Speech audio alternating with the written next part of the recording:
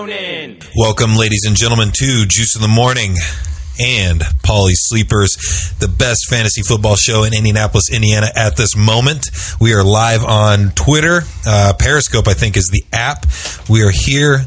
John is not here, but I am joined by Jackson, and I'm joined by Paulie, and we also have a new guest in the studio, Smiley. How are you doing today, man? I'm great. How are you? You excited to be on the podcast? Oh, I love podcasting. I used to have my own show on WICR, Sports with Smiley and Riley, and I interviewed a couple of big-time people. So hell yeah. excited. I didn't know that. So, you know what you're doing. Yeah. You're not a noob. You don't. Smiley is our Paulies Sleepers, he's our sleeper. Correspondent. He's like our substitute teacher. He's our correspondent out in the field. Nice. He's going to get us an interview this year. Well, I'm very excited. I'm excited for this week. We're only a couple weeks out from the Bills Colts live tailgate podcast as well. It's growing. A week from Sunday, right? Yeah, a ton of people are actually interacting with the show. I know your guys' Twitter is blowing up. I'm trying to get to 2,000 followers, so if anybody out there wants to share my Twitter, it's at Juice in the AM. And I'm going to pick out of that 2,000 people a random lucky winner to win a $50 gift card. Nice. To Amazon. It would be nice if you hit a 2,000, we hit 1,000 in the same week, because we're like 965. That'd be cool, but then I'd also... gift card. Win-win. And then give us the money. That'd be pretty cool, but then I'd also be pretty pissed because it's taken me like 16 years to get to this 2,000, and I think you guys are in, week 12 maybe of having the podcast, or having 10. The podcast Twitter. Yeah. Since late July. We're very active. Yeah. So once again, though, let's get into it. We've got news and notes that Paulie always brings to the podcast, and I think he blows some people's minds with some of the stuff he has. So let's hear it. Anything like the biggest I was waiting for the drop. Oh yeah. My bad. I was waiting for the drop. God damn.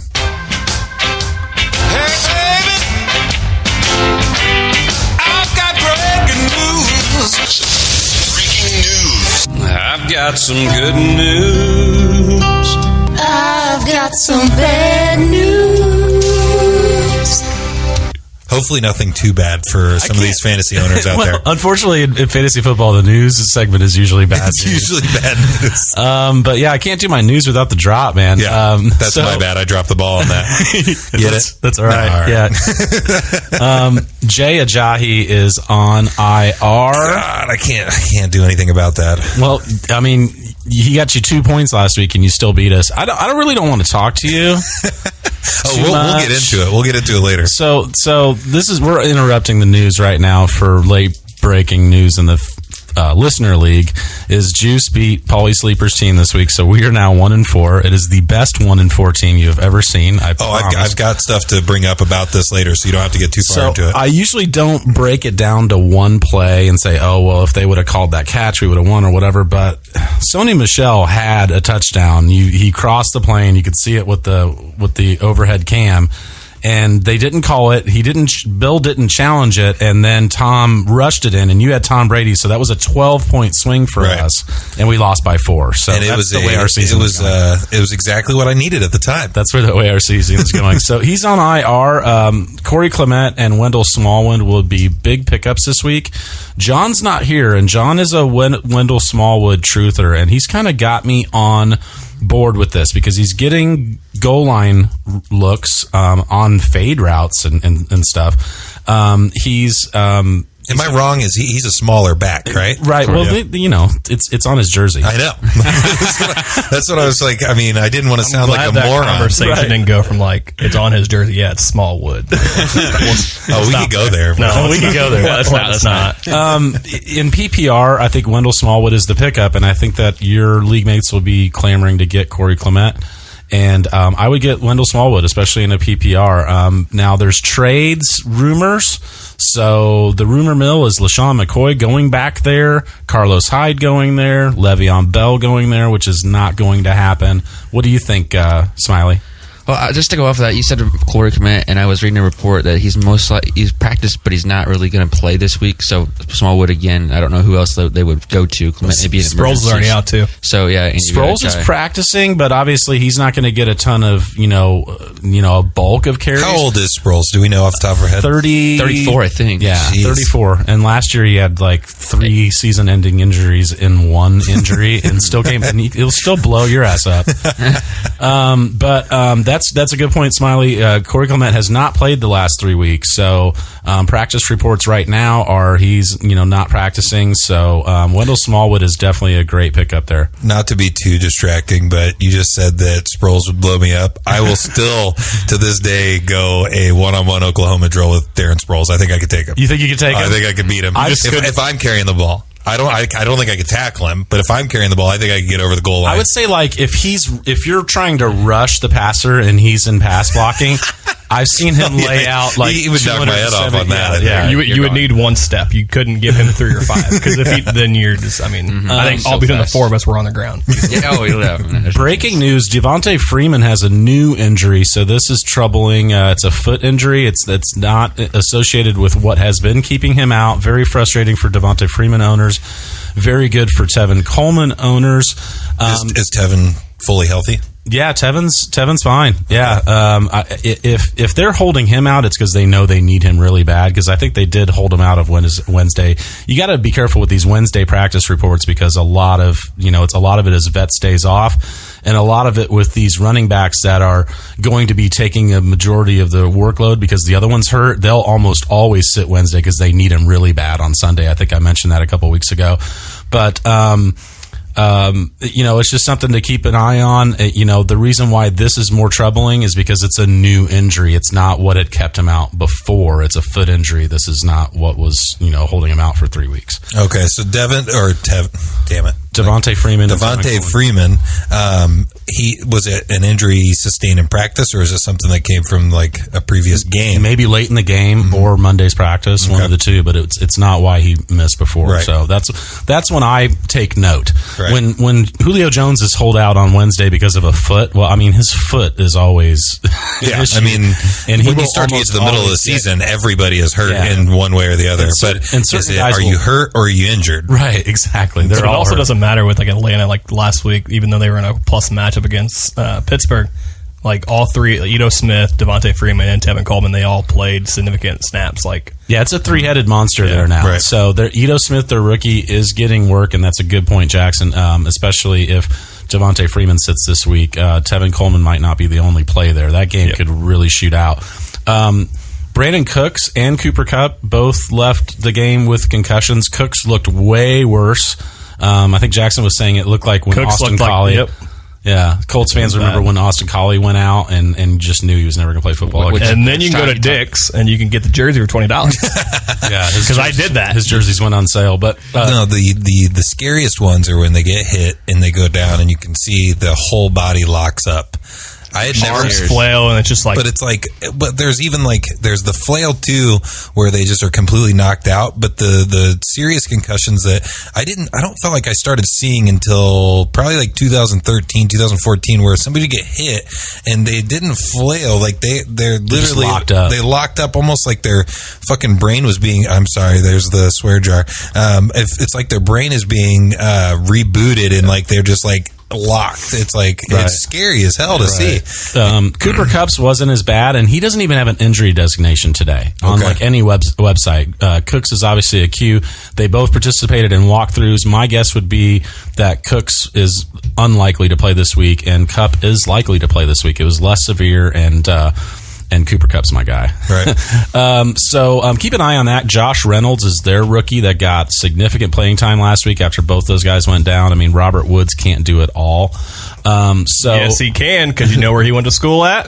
USC. That's unfortunate. USC I wish I had like more like just like planned like jokes about USC. I'm going to work on that for next week. Yeah. Don't worry, I got plenty of stuff I can tell with Notre Dame. That's all right, man. I tell you. Manti Te'o did not play last week, by the way. I don't know. He's trying to find his imaginary girlfriend. Oh. He's already found the new one. Well, I mean, John's not here, so we can't talk about we can't give him Khalil Mack. Yeah. I mean, we just hammered John with Khalil Mack last week. That's probably why he took this week off. He's like, man. No, he probably went to freaking Chicago to try to steal Khalil Mack. Matt Ryan has a foot injury from the end of that game, but x-rays were negative. I think he'll be fine. Deshaun Watson is not hurt, but just the way he's playing football, you're shaking your head, Smiley. It's abusing. Like, you take your franchise quarterback and you run him up the middle and take all these hits. It's like Andrew Luck in his early career. He's eventually going to have a big injury again. They're going to lose him for a year, and they're going to wonder why their season's horrible again because all the abuse. It's unbelievable. Quarterback runs, getting hits like that. You saw him hit it. I was watching that goal line. That goal line hit. Like, two guys just jacked him up. And he's not Cam Newton's size, which I'm not trying to say that you should run your quarterback, but he has Cam's athleticism. Exactly, he doesn't have that size, and and even Cam got his ass beat and went through a lot of injuries the last few years too. So, but he's only missed 3 games. In his Cam career. will take a hit that you would think is a definite concussion, and he's in on the next play. I don't think Watson is built like that, and that's why I'm bringing Watson up in the injury segment. It's almost like this is my Ouija board for injuries. Like, it's going to happen if he keeps playing that way. So if you have Deshaun Watson, definitely pick up a Andy Dalton or Jameis Winston or some reliable backup, because there's no way he's going to keep playing football playing that way. And Smiley's over there shaking his head as soon as I said it. Like, he's playing like Mike Vick. Absolutely. And just blowing through guys trying to get the first down, not sliding, not doing the smart thing, and he's getting jacked up. He's got a chest injury right now. Probably from getting hit so many times. So I think that's very, very worrisome for the whole franchise. Be wary. To be contrary to that, though, he's playing very confidently. The passes he made in overtime to win the game for Houston is very impressive, even though he's taking all those hits. So it's good to see him still have all that confidence. Yeah, he's stepping up. I mean, that's a good point. He played out of his mind last week. I think that team looks way better with Lamar Miller on the sideline. I tweeted out that he is he's an anchor to that for production for that team. He's dragging them down. They looked way better with Alfred Blue back there and Kiki Kuti moving around. And other people are doing the Kiki Do You Love Me, so it's not even fresh anymore. I'm looking at you, Jax, right here. I mean, it's a damn good song. All right, what do we got? We got AP with a separated shoulder. He will play. Separated shoulder as a running back, and you can play with that? The first play, I think his first play of the game where he got that little outlet pass to the right. He got lit up. I thought his leg was broken.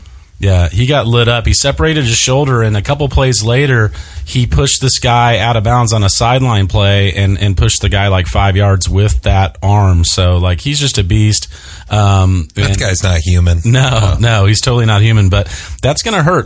They're saying that if there's ligament damage there and stuff, he will require surgery at the end of the season, and is probably pretty much planting his flag on this being his last season if he's going to keep playing. It should be his last season. Yeah, so I mean, I think he knows that too, and instead of electing to have surgery and just being done with football, he's going to wait, but he might cause some serious damage to it, but he loves playing football that much. Their other running back, Chris Thompson, took a rib injury. He's been getting a lot of passing work. If you whether they're ahead in the game or behind in the game, they don't really air it out in games that they're behind. They just keep doing the dink and dunk plays. So he's I think the number 15 PPR back right now. So guys are relying on Chris Thompson right now. I'm not saying pick up Capri Bibbs, but if either or both of these guys have issues, Capri Bibbs would be the next man up. And I follow him on Twitter. He's pretty cool. He's got an interesting story. A lot of people that he grew up with have died in gunshot, violence, gang violence, and actually had some, the day before the season started, he had another friend that he lost, and he's lost brothers. So Capri Bibbs is an interesting story, and he did score last week. So like I said, Lamar Miller, he's totally droppable right now. I would not look to hold on to him and see what they do. I would think they could see what I saw last week, is that, man, they look way better without him. Don't forget to add to that Devonta or the Freeman. Donta Foreman? Yeah, he's coming back short. He's a stash. He's a stash for me this week in one of our later segments, because Deontay Foreman is I like his prospects for sure. Corey Grant was put on IR, so the Jags signed Jamal Charles. This is not really fantasy relevant right now unless injuries keep happening and put him into the limelight, but it is important to note that he averaged 4.2 yards per carry last year on the Broncos. So, people say, well, I mean, if he's that good, why was he sitting on the couch? I mean, there's tons of guys out there that are going to get the call this year. Des Bryant. Des Bryant, I think, is going to stay on the couch, but I don't know. But that's another conversation. That's another conversation. Leonard Fournette is already ruled out, so we've been talking about this the last few weeks, how frustrating it was. Went from 10 minutes before the game, finding out when he's going to play, to last week on Wednesday they ruled him out. This week they ruled him out on Monday. So he's got a significant hamstring injury that they tried to play him through, and it happens all the time. These players, they think they're okay. Team puts him out there, and it's obviously worse. So he's going to miss probably a couple more weeks, and makes TJ Yeldon just a great play right now. There was a report today that he might be out till week 10. Yeah. That's and TJ's known as a pass catcher, right? He is, but he can carry the load, and he has been. I mean, you would think that Jamal Charles will probably get 5 or 6 or 7 touches this week, and those would be carries, but he's not really that big either. But Yeldon can. Jamal Charles, another guy that's still in the NFL, and I didn't even know it. I know, it's crazy. I had no idea. If you think about Jamal Charles, I honestly think he might be the guy. We're going to give Yeldon a break for a carry. Yeah, you'll see him on Sunday. Yeldon will get the significant touches on Sunday, but if Yeldon gets hurt, then Jamal Charles is going to be one of the best pickups. So Blake Bortles will run that ball every damn down. Matt Breida had a laundry list of issues, and it was only a matter of time before he went down for significant time, and I think he's going to miss significant time. The team's being really tight-lipped about it, but I don't think he will play this week. So you've got Alfred Morris Monday Night Football at Green Bay. Could be an interesting play if you have Alfred Morris on your bench. I'm not saying he's. I dropped him. Yeah, like an idiot. I'm not saying he's the play of the week or anything. Well, and we might as well talk about this now because I had this in my notes. Don't drop running backs. Right. There's you could look at a guy that's just crap. Like Devontae Freeman hasn't done anything for us. But at some point, Jackson and I will play him and use him. And same thing with LaShawn McCoy. Same thing with Royce Freeman and Kerryon Johnson. There's just as a fantasy football kind of announcement, there's no depth. I mean, people know that already. There's no depth at the position. There's no depth at that position, and there's been so many injuries that I just traded in one of our work league. I just traded Golden Tate for Austin Eckler. I mean, that's a pitiful trade on my end, but it's I need. He needed one so bad. And in the St. Elmo League, I drafted Corey Clement and have just been sitting. Right. And this week, Kerryon Johnson got hurt. So guess what? Corey Clement, next man up. I'll be playing him this week. Can I give you guys the tightest spot that I'm in one of my leagues that is not the listener league? The tighter, the better. I am starting both New York Jets running backs. Not a bad idea. Paul and Crowell, because I have my other running back is Royce Freeman and Jordan Wilkins of the Colts. Palau will get the passing work, and if they get up on the Colts, Crowell could get some ice away time.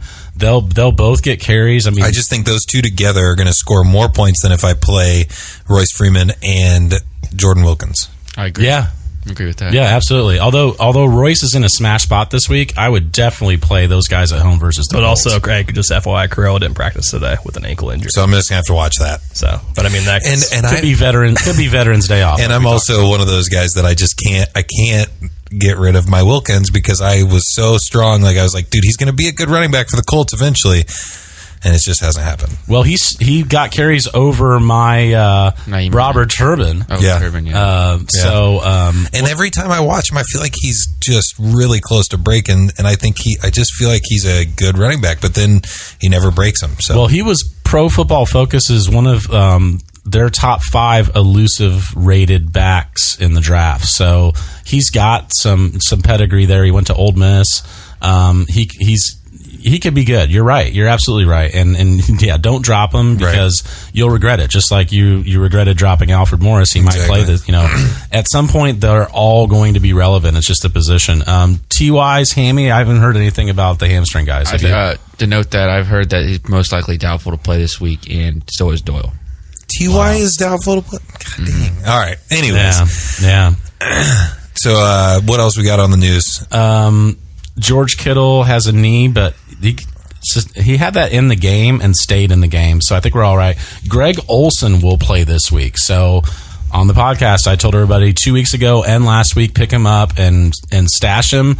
I mean, that could be a league winner, guys, especially how tight ends are. We were talking about it on the ride over here. People aren't coming off their tight ends. There's only 4 good ones right now.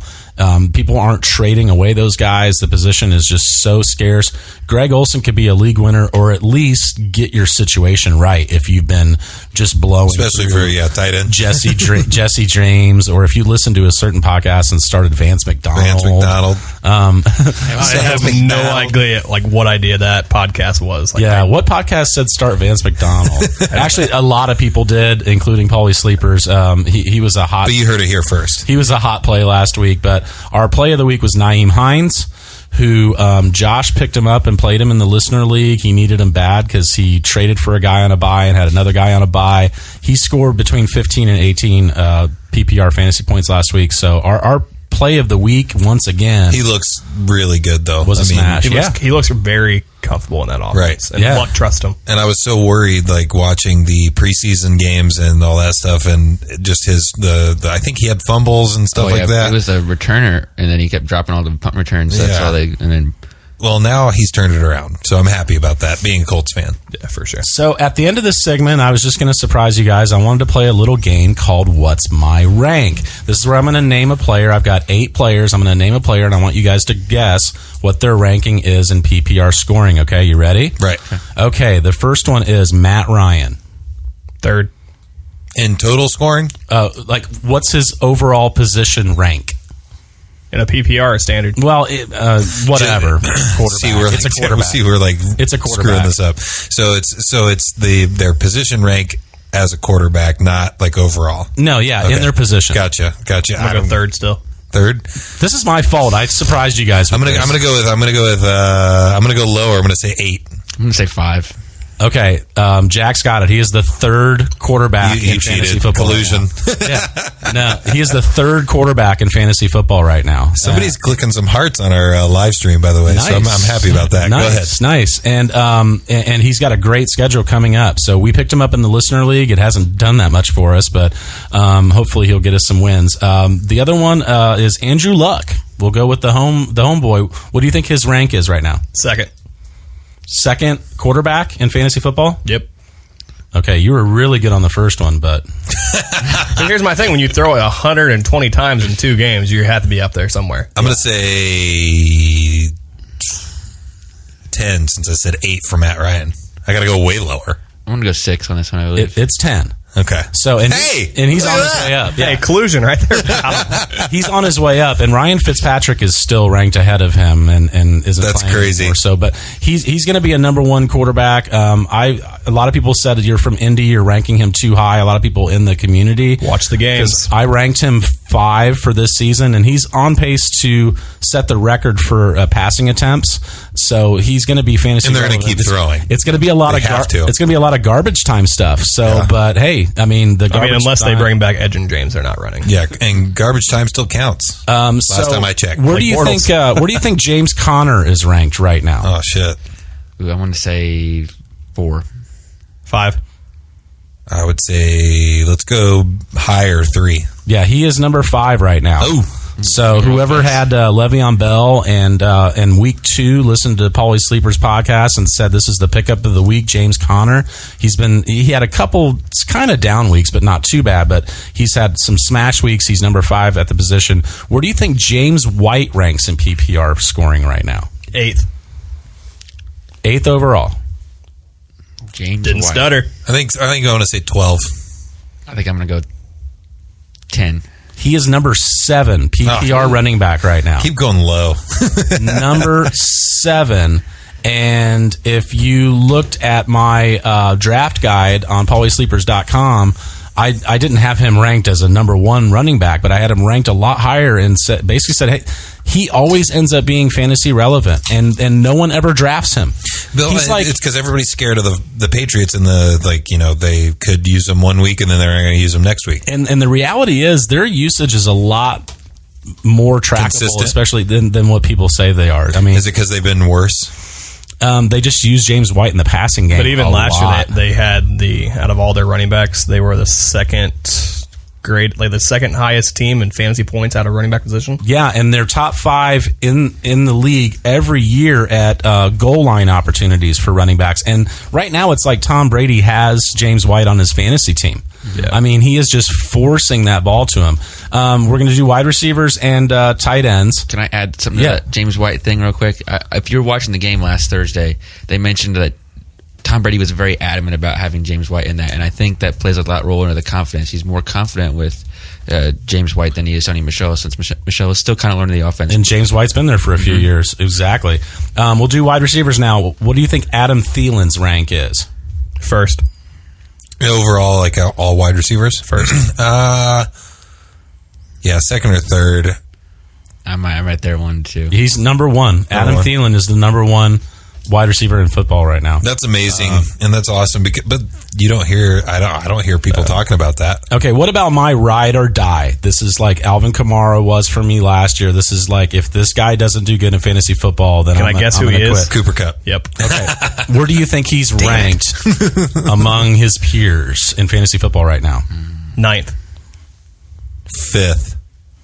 7th. Number 4. Oh, so close. So close. Cooper Kupp is number 4 overall, and like on DraftKings, he'll still be the 3rd priced wide receiver on the team. Yeah, and I think, and it's crazy because you actually see him.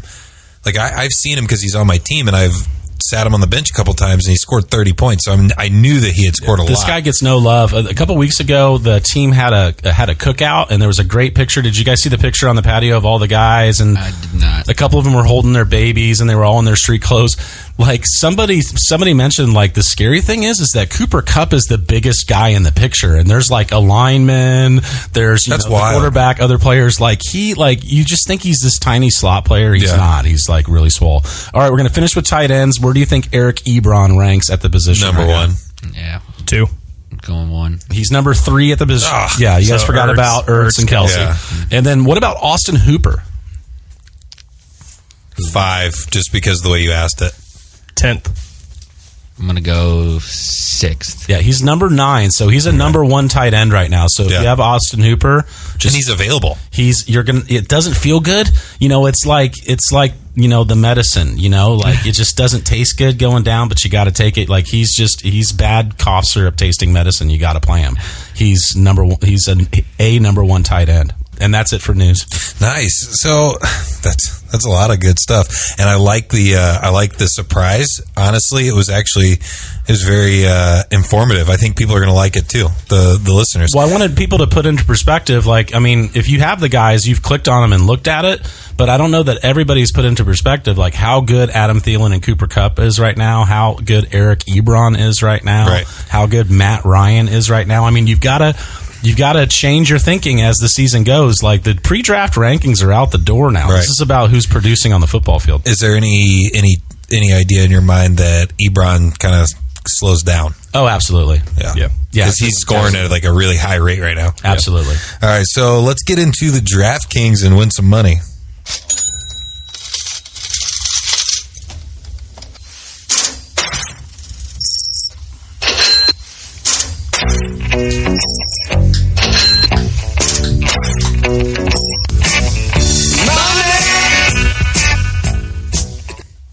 All right, so Jackson, we won again.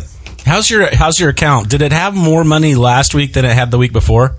No, I think I have more now. No, I was going to kind of do. I was going to do a progression. Gotcha. Yeah. Yes, absolutely. Yeah, so absolutely more money. It's going up. It's not. We haven't hit the big day, but we're not playing. We're going up. We're not playing big right now. That's we're what playing matters. like the double ups and stuff. But Jackson's cash lineup once again it hit. You're just crushing, man. Man, it was stressful. Nail biter though. I was at a concert, and when the late games were happening, I was like, dude, like I'm just like over here sweating bullets for Gurley to do something, maybe Baldwin do something more. Also, your running backs were in the late games. So you had Gurley and Gordon, Gordon, and Yeldon. Our running backs, and they were all in the late games. So yeah, it was stressful. But I mean, we pulled out a 148, which we shoot for 150. So I mean, there was only one out of the people that sent me photos. There was only one double up that didn't hit for us. I mean, that's Yeah, like it's pretty damn hit on good. triple ups. It's nice this when you're week, too. looking at it and you see like all green. Just like, the money that's bags. good. That's good. And I keep that up. And my tournament lineups were pretty much breaking even for you. I think we bet like $15 and won 12 or something. But I wanted Jackson to talk about like what contests we're playing in. My brother was like, well, it didn't hit for me. Like, what'd you do? And I'm like, cash. And he's like, well, what do you mean cash? It's all cash. So what we That mean is by interesting cash- because I look through those lineups and I'm like, I don't know what this means. What we mean for cash is it's just less risk. So you're pretty much splitting 50-50. So like what I do with your account and what I do on my personal account, I'll play probably 80% cash games, which are more double ups, head to heads, 50-50. So there's a. So are you playing just one other person? Is that what you're saying? Sometimes you can play one other person. That's a head to head. But I don't I'm not a like big the fan, head to heads. No. But I mean, I like the double ups that are like 39 or 64 Yeah. people, and you have to beat half the field, and you double up. I do like those. I think those are the best way to go. But when we do tournaments, we do, and if you're a beginner, definitely do the beginners. Yeah. We do the the single entry whenever we can, because like if you do the big 200K, like guys spam it and do like 1,000 lineups. Yeah. If you look for the single entry tournaments, those are the ones to do. And if you're new at this, the beginner tournaments are always going to be easier, but we've been betting most of your money on cash double ups. Yep. And 4 of the 5 weeks it's hit, so that's why your account is positive. yeah. So I mean, just pretty much just nail. Log on to pauliesleepers.com. Check on Saturday nights. Look at the cash game lineup. Put those in double ups, head to heads, 50-50s, and you'll be profiting by Sunday evening. You can go there right now and check out our player pool. So on Wednesday we post our guys that we're going to be looking at, and feel free to make your own lineups with the player pool. That's kind of always our idea, is let people kind of organically do their own lineups. But on Saturday he'll post the juicy lineup, and that's the one that's been cashing and hitting. And then also, if you get on pauliesleepers.com, there's a first take article that I write every Tuesday, Wednesday. Post that. So I mean, I do. And this is the lineup that we're betting for you. This is the lineup that I'm playing a bunch of my money in. Jackson's playing it. Smiley's playing it. So if you go and log on to pauliesleepers.com and play the juicy lineup in cash, there's no bullshit. We're all There's no playing that lineup. We could show you screenshots, and we have before to prove it. So but hey, we actually should post some more screenshots on like the Twitter and the. We did last stuff. week, but we didn't too much this week. But I got screenshots on my phone. I just never posted it. So I mean, I can kind of go back to there just to show people, so it lends a little credibility to what we're doing for sure. But yeah, it's on a new week 6. It's scary to think we're 6 weeks in, but yeah, quarterback this week. I think cash lock is definitely Jameis Winston. So the Falcons D ranks 27th in DVP. I changed it up from DVOA to DVP. People are asking. DVP means defense versus the position. So when I talk about DVP for the Falcons right now, I'm talking about where they rank against the quarterback, and they rank 27th. So at home, the Falcons allow on average 339 yards through the air per game. They have now allowed 3 touchdown passes in 4 straight games. In 5 career games versus Atlanta, Jameis averages 249 yards, 2.4 touchdowns,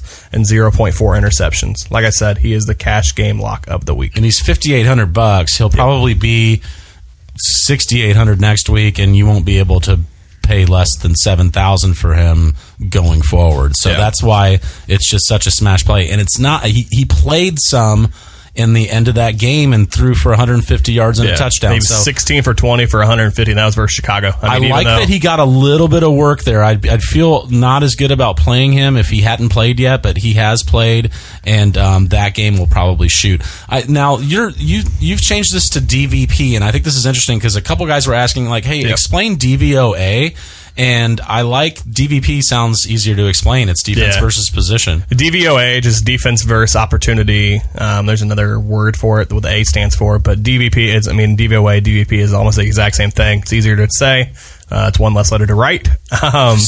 It just makes a lot more sense to say the defense versus the position. I think everybody gets that. But you got to watch, and that's why we dive into Pro Football Focus and stuff like this, because a team like Arizona will have a very low red number for a wide receiver matchup because of Patrick Peterson, but their slot cornerback is not very good. Peterson's so even if you get on our website, pauliesleepers.com, check out the hot take article, the first take. Another person I wrote up was Cam Newton. So the Redskins D ranks 3rd in DVP versus the quarterback, but they're coming off a week where they just allowed 363 yards and 3 touchdowns. So I mean, that's so much is skewed because it's like, hey, we played Arizona, hey, we played Chicago, hey, we played short week, Miami, right? But I mean, they play. But I mean, next week it's a short week because they played on Monday night. Yeah. I always like playing against defenses that are coming off that short week.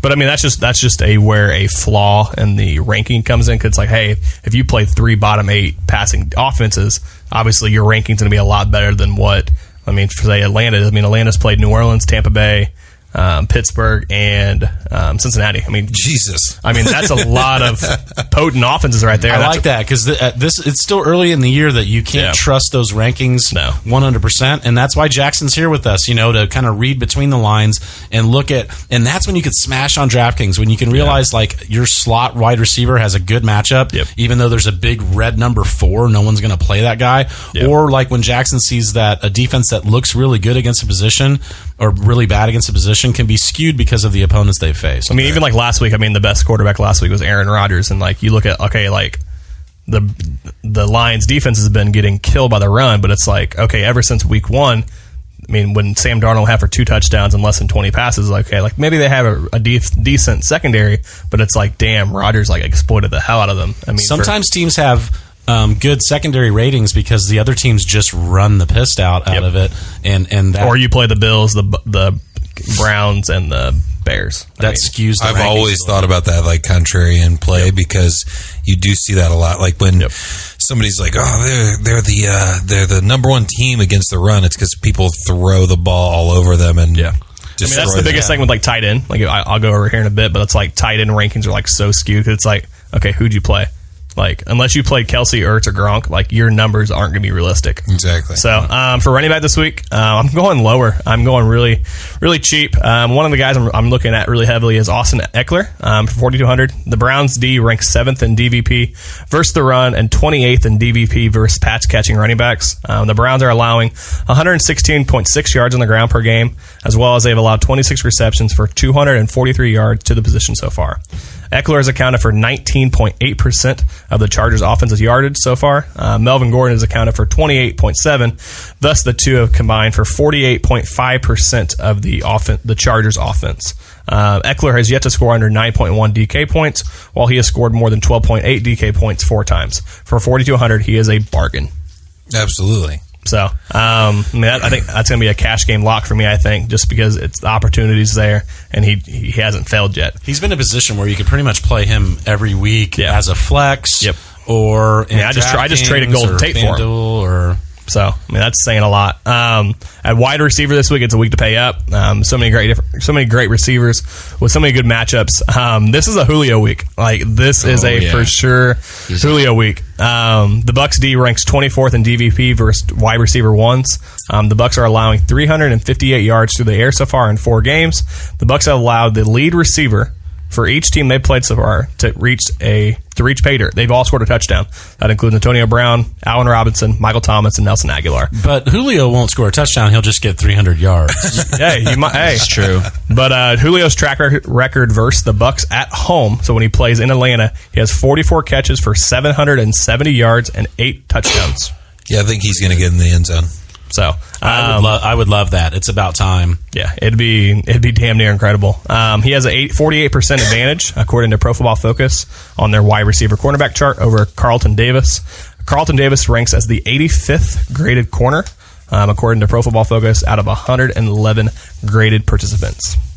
So this is a Julio week. Don't even get cute playing Calvin Ridley, Austin Hooper. I mean, you can go Sanu still because he's so cheap and he's just a very good receiver. But this is a Julio's price is $7,900. I love it's too cheap for the matchup. They keep pricing him down, and his opportunity is rising to me with that price on DraftKings. I mean, absolutely. He had that monster game versus the Bucs last year. Yeah, and we were on the pod. I think that was like my first podcast I did. I was like, dude, this is the Julio week, and he went for 200 yards. They won't play up on him, so they play about 12 yards off of him because they don't want to get beat deep by him, so he gets those little quick slants, and a lot of them he could turn for 30, 40, the crossing routes, and they let him eat in that zone, and so Atlanta they give it to him, so they take it. Right. So, I mean, when the implied total is 57.5, and it's only going to go up from here, I mean, you got to expect.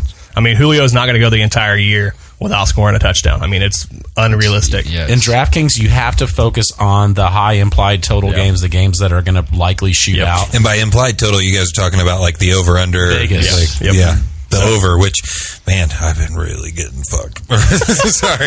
I've been really getting screwed by the betting gods lately. I love it. So. But yeah, tight end this week. The position sucks. I mean, when there's no Gronkowski, Travis Kelce, or Zach Ertz on the main 12-game slate, you literally are making a dart throw, and you're hoping for a bullseye. Well, who's the number one tight end in DraftKings this week?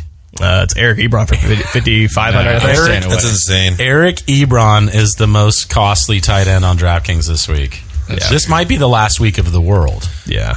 It might be all over. But I think two popular tight ends are going to be coming out of that Atlanta-Tampa Bay game, Cameron Brate and Austin Hooper. But, I mean, it's the same thing like happened last week. I mean, Vance McDonald was in a great spot, super chalky, super cheap, but it's like, damn, he got us 1.7 like on DK. And it's like, our lineup could have been so much better.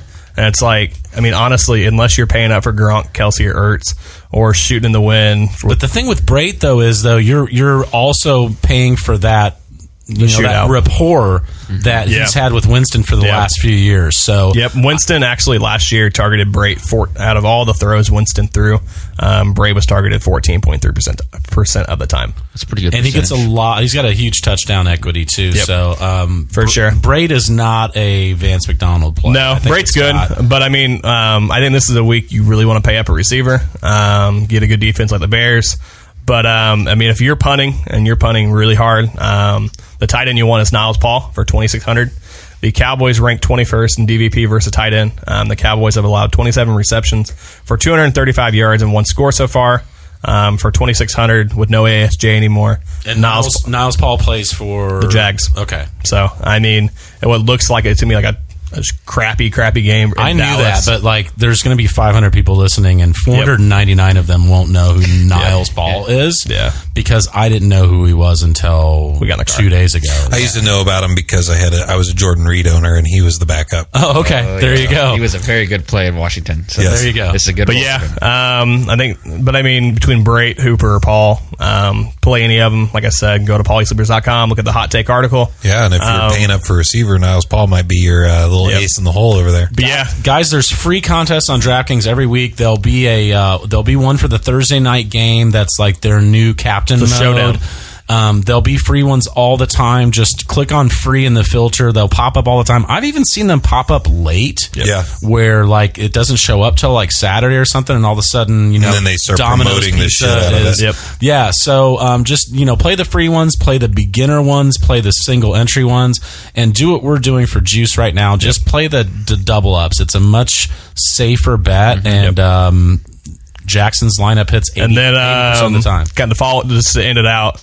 Defense, play the Bears. I mean, don't second guess yourself. Just play the Bears. Tannehill has been sacked 11 times this year, as well as thrown 5 interceptions. The Monsters of the Midway have collected 8 interceptions, 3 fumble recoveries, 18 sacks, and 2 defensive touchdowns. They've yet to score under 13 DK points. I don't know about you, but it just seemed like when the Dolphins start the season, they always plummet down, and this is the time of year they just start plummeting down. It doesn't matter. They got 4 games in them, and then that's it. Then the Bears were our DraftKings play 2 weeks ago. Versus Tampa. And the Lions were our play last week, and they hit. So, I mean, that's one thing that's very important in this is nailing the defense, and I think the Bears is a great honestly, play. the Bears should cost $4,000. Both of them being a $3,300 discount. Just play it. That's what I'm trying to figure out real quick, because the person that I'm playing in my matchup in one of my leagues is starting a defense. Obviously, that's not the Bears. I'm starting the Bears defense, and their defense is projected. And I know we always say screw projections, but are people truly worried about the Dolphins? Like, is that? Yeah, I'm very concerned. 100%. Really? Yeah. And John said last I haven't week really heard a whole lot about I him mean, when the besides- Dolphins are giving 35-year-old Frank Gore 11 to 12 carries a game, and it's Yeah. like you have a productive backup in Kenyon Drake, and you're barely getting him on the field. And their There's some their coaching number one issues. wide receivers not getting on the field. And John Marchbank said it last week on the podcast. He said that that's a smokescreen. He said that the Titans and the Dolphins were Yeah. both smoke screens. But I'm saying, like, I'm not saying scared of them in that way. I'm saying scared of them in, like, people think they're better than they are. No. They're not. They're They're overrated. trash. No, I don't think anybody thinks that. I don't know. I mean, the people that make the projections do. Yeah. Because they think the I mean, Bears last are time I checked, Well, they that's still have Tannehill projected as for, like, quarterback. 8 points or That's something. a the problem. computer model. We've all Yeah. watched football for Right. decades, and like Smiley just called it. Like the Miami's never good when they start out good. Yeah. I'm not worried. I'm just wondering why don't be. the Bears defense is ranked lower than, Because I don't know, say somebody else. Because an idiot did those rankings. There we go. If We the nailed Dolphins it. score more fantasy points than the Bears, I'll mow your grass in my boxer shorts. All right. And at that point, we end. Dude, the I'm DraftKings locking segment. that in right now because if that happens, I'm going to laugh my ass off and I'm going to make him mow my yard in his Lawn boxers. mower. So All 48 right, let's minutes, move we on. have that little clip right there. All right. Thanks, man, for the money. All right. So we have questions from social media. Paulie has them queued up. I want to get the questions from you because my phone and all of my technology is locked into this podcast, so I can't even look up anything that I might have gotten. Well, the first one, you guys know Rob Mueller's from Dreyer Reinbold. Yep. So he had a good one last week that I didn't get a chance to get to, and it's interesting because it kind of played into our loss to you this week. On his thing is he's got Phillip Lindsay and he's got James White, and he's got a possible trade partner to get Royce Freeman or Sony Michel, and he wanted to know, A, if those backfields were startable, like playing both of the guys if you have them both, or can you package both of them into a one better running back? And I told him that was a fantastic question, and it ended up being more fantastic because we played Sony and James White against you. Yep. And it was the right call. Like, that lineup was the best lineup for us to make that call. It's like a Kamara and an Ingram situation where you could start both those guys. I don't think Royce Freeman and Phillip Lindsay are there yet, but I think they can be. Like, Royce Freeman's averaging like 6 yards per carry. But I don't think that if you have both those guys, somebody's going to take on that burden and go, here's Joe Mixon, and I'll take Sony Michel and James White off your hands, because then they have to make that decision. Okay, do I start both of these guys? So I think the one side of the question is no, you can't package them both to trade to somebody. But two, James White and Sony Michel are, from this point forward, at least for now, you could start them both if you have both those guys. Because you're going to get the Michelle with the run game, and you're going to get James out with the passing game, so you're going to have to cover it either way they go. Yeah, especially if they get up in games, Sony will get his ice away time late. Like, what do you think about Jax? I think it's a good idea. I mean, White, I played both of them in DraftKings together last week. Combined, they scored over 50 points. So, if so much of your offense is coming from your running back position, you need to play it. So. Yeah. And that's a dynamic offense. And, Yep. and there's more clarity. Like I said a few weeks ago when Rex went down, there's more clarity now. Yep. There's not, that both those guys are going to get plenty of looks. Ryan on Twitter, he's at Kells and Callie. What's up, Ryan? He said, at Paulies Sleepers, are there any wide receivers that I could aim for on the waiver wire that are good plug-and-play options for my wide receiver 3 spot for week 6? Thanks, Ryan, for the question. I'm pretty sure that this guy is available on your waiver wire, and I'm just going to say it right now. He's my waiver wire pickup start of the week. It's Mohamed Sanu for the Falcons. The way you said that was hilarious, by the way. Maybe I know. Mohamed Sanu. I know. I said it all kinds of wrong. You're very country right there. We are in the Midwest, but come on. Don't give us a bad name. I said that so bad. Mohamed Sanu. Jesus. That was so bad. No, I'm sorry. I love that. No, that was a good point. 6 for 43 and 1 3 weeks ago, 6 for 111 2 weeks ago, 7 for 67 and a touchdown, 2 touchdowns in the last 3 weeks. And he's a great play on DraftKings, too. I think he's not. I think sometimes these guys aren't priced right, like Will Fuller and Juju and Mohamed Sanu, because, they've got those bigger DeAndre Hopkins and Julio Jones and stuff on the team. But he's the starting wide receiver over Calvin Ridley, guys. Yeah. Like, if you pay attention to snap counts and stuff like that, like, Calvin Ridley is on the field like 38% of the time. And Sanu's out there like 68% of the time. So it was only a matter of time when Calvin Ridley's production went down and Sanu's production went up. So I say pick up Sanu and play him this week. No problem. See, if I was going to pick up a guy, it'd be Willie Snead. Yeah, it's a That's great. very, maybe just look at the schedule going ahead. New Orleans, Carolina, Pitt. In the past 2 games, he has 7 catches for 55 yards last week, and then he had 6 catches for 56. So, I mean, a constant 10. I think that's a good pickup, too. I mean, Sanu's my pickup of the week. Yep. If he's there, and if you'd care to make a water bet on Willie Snead versus Mohamed Sanu, I'd be happy to do that right now. Let's shake on it. Okay, water bet, and we'll go by points in the listener league. Yep. And I think that Sanu will get more than Willie And Snead. this is for the rest of the year? No, just for this week. Just for this week. That's not even fair. Well, we're talking about waiver wire That's pickups. true. Let's go for it. Screw Yeah. it. Okay, I think I'm going going to for have it. to go with like either a Nunwa or an Anderson, just because they're playing the Colts D. It banged up against. Nunwa has a hand, and that kept him out of a bunch of last week's game, and his production's been going down, but also he had a hand issue in that last game. Like, he didn't do anything, and he hurt his hand, so he's got an injury that you probably want to monitor there.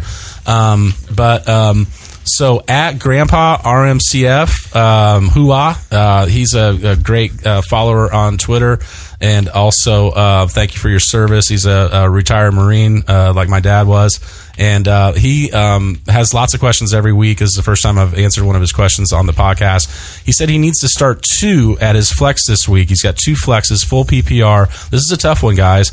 Baldwin, Cook, Corey Davis, Aaron Jones, and Kenyon Drake. So pick 2 out of the 5. So Can you say the names again? so Doug Baldwin, Dalvin Cook. We can rule Dalvin Cook out from his hamstring. Corey Davis, Aaron Jones, and Kenyon Drake. I mean, I know who I would play. I'm going to go Jones and Baldwin. Yeah, that's I was going to say the same thing because I really like Aaron Jones, I would agree. And I mean, they're gonna get up big on San Fran.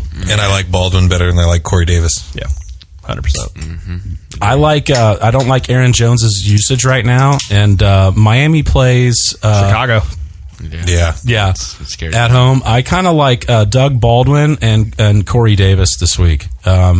Big, upside guys. PPR too. So that's something you got to think about. So, Yeah. and Jones doesn't catch a lot of balls. Yeah, Aaron Jones doesn't catch a lot of balls. Kenyon Drake's usage has been hamstrung, although he did have a very good week last week. Dalvin Cook does have a hamstrung. And so I'm saying Doug Baldwin and Corey Davis. And those are the questions. You guys got any? Well, I tagged you in one that wasn't necessarily a question to us, but I wanted to hear your take. He was asking if he won his trade. I don't know if you can find it. You probably tweet too much to be able to find it. Give me just a second. You sent that one, and I don't think I screenshot it. No, so. it's okay. I think I've saved it. So give me just a second. Well, there's another one here that just came up 20 minutes ago. Tater sauce. JTate91 on Twitter says, with OJ Howard out and Ebron did not practice with 4 different injuries, would you drop either for Vance McDonald, maybe in a full PPR league tight end situation? No, Ebron's going to be fine. He's a big dude. He can rub some dirt on it, and I think he'll be good to go. We need him really, really bad against the Jets. Now, the Jets DVP is pretty strong against tight ends, so I would not expect a week like Ebron had last week, but definitely would not drop Ebron as the top 5 at the position right now, and he's been getting just peppered with targets. So, Tater, thanks for the question, and stick with Ebron.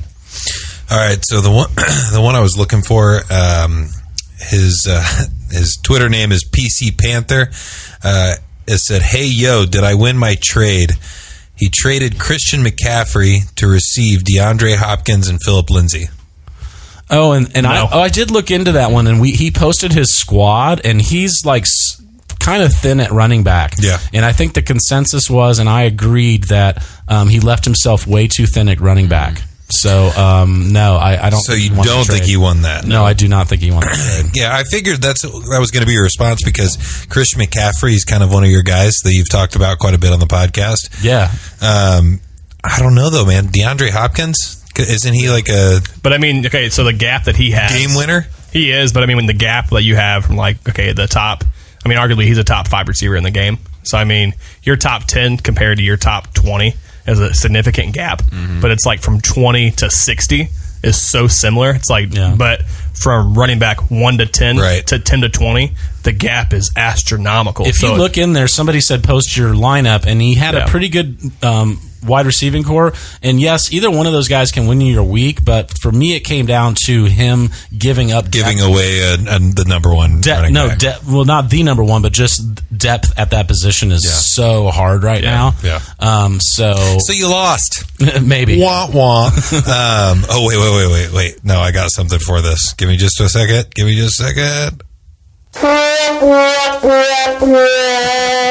Okay, he lost. That was really loud. A lot louder than I expected it to be. Anyways, so that was the questions from social media.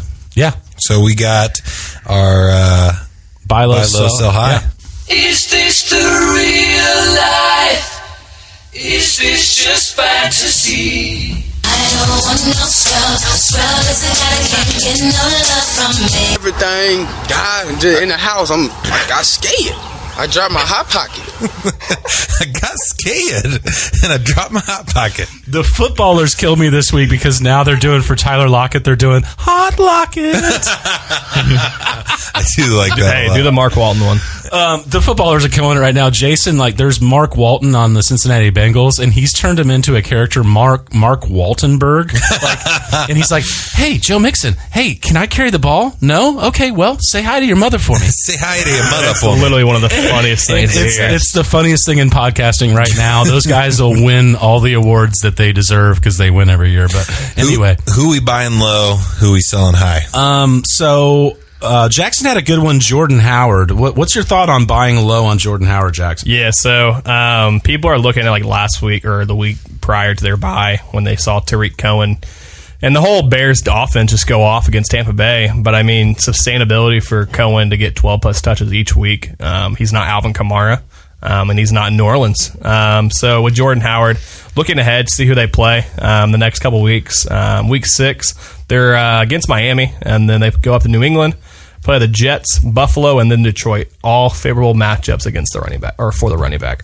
So trade for Jordan Howard. Guys might be frustrated with how he's been doing. I like trading for Keenan Allen right now. Now, Josh, who we're going to call here in a little bit, made a great trade for Odell Beckham last week, and the owner must have been frustrated because Odell Beckham hadn't done anything.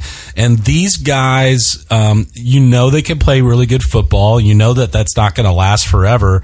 Guys like, DeAndre Hopkins and Odell Beckham and Keenan Allen aren't going to be cold forever. No. And Josh plays us this week, by the way, so we get to see. But other thing with Allen too, like when Rivers has thrown 13 touchdown passes so far, and Allen has 0. That's not. I mean, he's going to get the ball in the end zone. That's positive regression time. 100%. I think both the rookies that were second and third on my list going into the season after Saquon, Royce Freeman and Kerryon Johnson are both averaging 6 yards per carry. I think they'll get more involved. Absolutely. I think that they would be somebody to like throw in on like an extra player. Like if you're negotiating a trade and maybe it's a 2-for-1, and on the other guy you just say, hey, why don't you throw Royce Freeman in there and you've got a deal. Especially if they're deep and Royce Freeman probably hasn't done much for him. I would definitely look to package those guys in and kind of sneak them into trades, because they're rookies with fresh legs on teams that are going to run the ball. Yep. I think Shady is a good, and he was kind of on the watch list there, but this week he got 27 touches. He might be getting traded. I think that he's going to get more used in that offense, and I think you could buy really low on Shady right now. But also with like Buffalo, they looked like if you like their game they played Minnesota and the game they played versus Tennessee.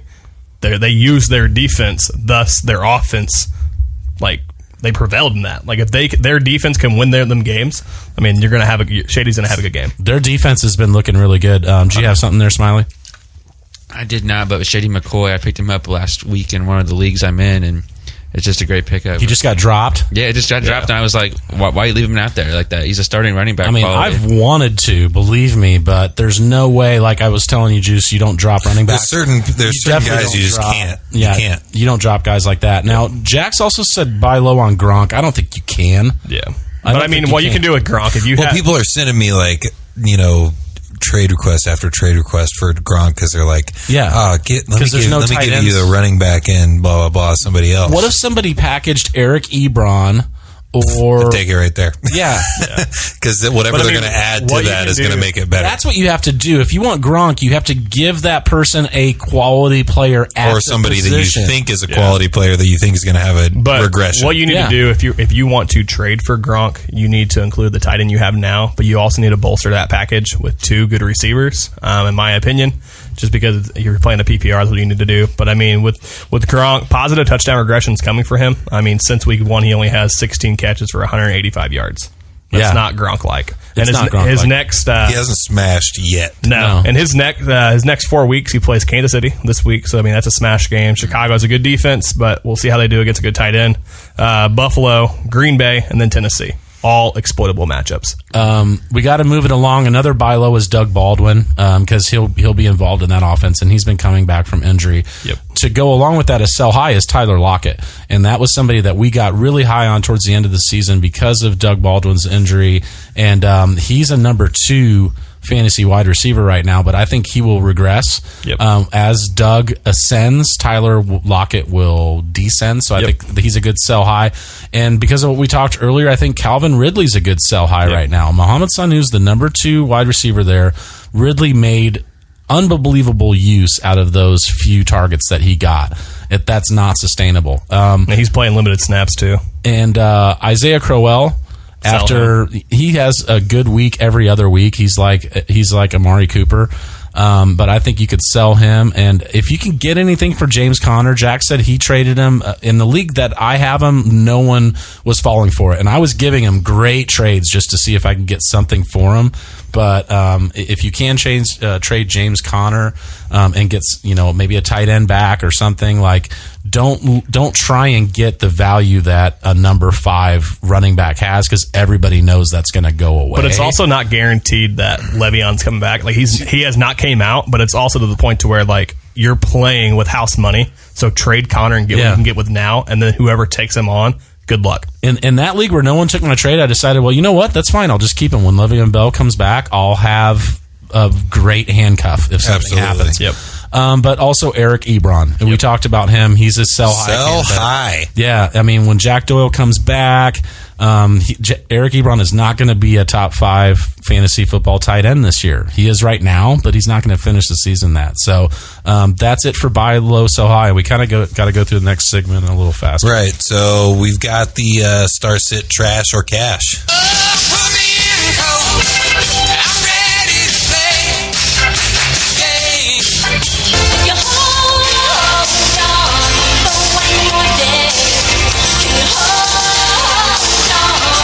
Closing time. You don't have to go home, but you can't stay here. Yeah, you can't stay here. So who we dropping? Who we keeping? Watch list. LaShawn McCoy and Kenyon Drake were on the watch list, but they are okay. And like I said earlier, just don't drop running backs unless it's Lamar Miller. Get out of here, Lamar. I mean, get out of here. He's on the watch list. Lamar Miller and Jonathan Williams are on the watch list. I hate to say it. I just don't see them being viable. I think that Lat Murray will bounce back this week. Arizona's horrible against the run. I think Lat Murray will finally have a good week. This is going to be like his last chance. Like Derrick Henry, it was his last chance last week, and he didn't do it. Derrick Henry was in a good spot. So Derrick Henry this year, if you're still holding on to him, in PPR he's gotten you 4, 6, 6, 5, and 5. That's garbage. Mark Ingram. That's about as much as in my bank account right now. Mark mother freaking Ingram has 4 less fantasy points than Derrick Henry right now. And he's played from one the other game. Night. So Yeah, I mean, like, don't do as I do as I say kind of thing. Like, yeah, don't drop running backs, but you can drop these fools. Rashad Penny's droppable. Peyton Barber is droppable. Theo Riddick, Giovanni Bernard, because he's hurt and because they don't really use him like a Tevin Coleman or like a James White. He's not that secondary back that gets a lot of work. Case Keenum, Alex Smith, good Lord. I don't know how he ended up being the number 3 quarterback in fantasy last year. Marcus Mariota. Kenny Stills is so droppable right now. Quincy Enunwa. Now, Smiley, you said something about him earlier, but I see his production just going down and down and down, and now he's got his hand. I mean, it looked like he was just going to soak up all the rookies' targets, and he was going to be just this great waiver wire pickup. But I don't see it anymore. Chris, but also with that team, just not to interrupt you, but like with the Jets, like they realize they have a good defense. I think that Todd Bowles is like actually figuring that out. So it's like, damn, we have a 2-headed monster, like the poor man's version of New Orleans with Powell and Crowell. So they're going to run it a lot. I mean, and then you're limiting the room for mistake Darnold could make. Yeah. Chris Hogan is droppable right now. I mean, I said last week, like, they're going to move him to the outside. Maybe he'll be better in his natural position. He just didn't do anything. And Edelman's a monster. Edelman coming back.